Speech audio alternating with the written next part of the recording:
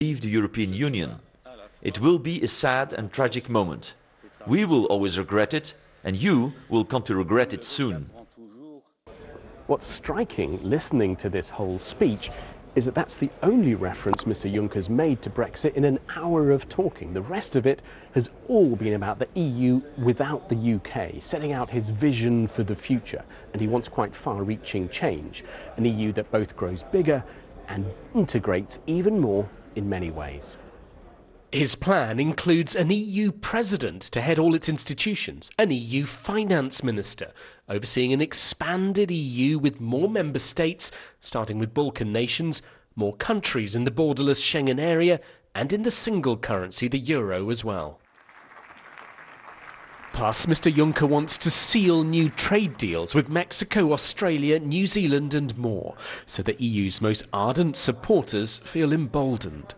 The only one, for the moment, who still doesn't get it, I think, is Mr. Farage. And because, let's be honest, it's clear what our citizens want. They don't want to destroy Europe. They want to reform Europe. But to destroy it, no bloody way. All I can say is thank God we're leaving. If you'd given Cameron concessions, particularly on immigration, the Brexit vote, I have to admit, would never, ever have happened. And yet, the lesson you take is you're going to centralise, you're going to move on to this new, I think very worrying, undemocratic union. And he predicted a new populist backlash. But not here. The European Parliament, of course, welcomed Mr. Juncker's ideas. But if they're to happen, he'll have to convince the EU's 27 other member states to back his vision. Damien Grammaticus, BBC News, Strasbourg.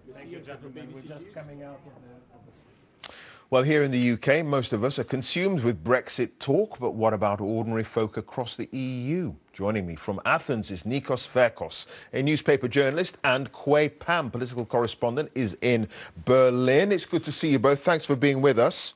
Thank you.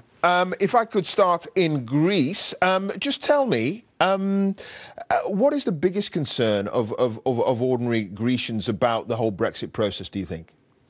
I would say that I don't believe that anyone in Greece thinks that British people are going to regret Brexit. Actually, they disagree with Jean-Claude Juncker, but at the same time, they feel a bit worried.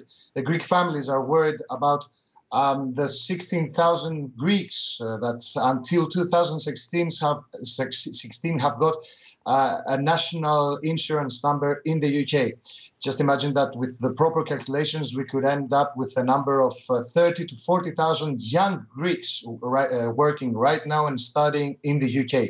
So most of them are highly educated, and Britain hosts the second largest Greek communities in Europe after Germany. So just think that Greek families back here in Greece that have their children over in the UK, in London, and in almost every big British city, they're thinking what's going to be next. What about the labor rights, and what about the rights of working inside the UK right now that the UK is not going to be a member of the EU? OK, so in Greece, no love lost over the European Union, particularly after the Greek financial crisis and the various issues that resulted from that, but also concern about Greek nationals here in the UK. Kwei, if I can talk to you, what about the biggest concerns of many Germans, do you think, about the Brexit process?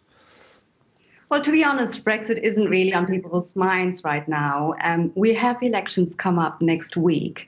Angela Merkel, the Chancellor, and her challenger, Martin Schulz, talk about refugees, they talk about populism and Turkey, but they don't talk about Brexit. They had a TV debate just a week ago, and the question wasn't even asked. I think it says a lot about Germany's attitude towards Brexit. Yeah, that's interesting, isn't it? We're just hearing from